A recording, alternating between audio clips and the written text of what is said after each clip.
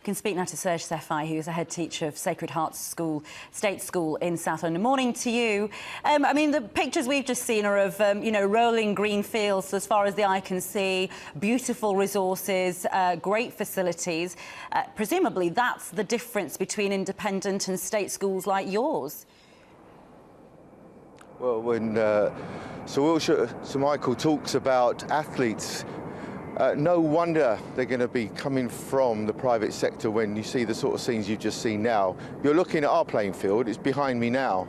And of course, for me, I would love to think that our kids could have access to the playing fields, but we know what's been happening to the playing fields now for 2 decades.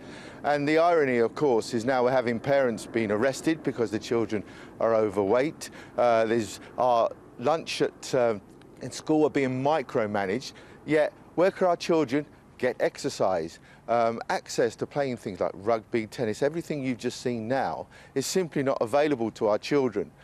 We do try and take the children away. We have to coach them, huge costs. We have to hire the green grass wherever we can find it now. But of course, budgets are limited.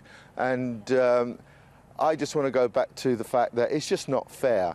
If we just set aside the fact that we limit our chances in terms of national expertise in a lot of sporting areas, no, you're right, because what about just the idea of children getting into sport?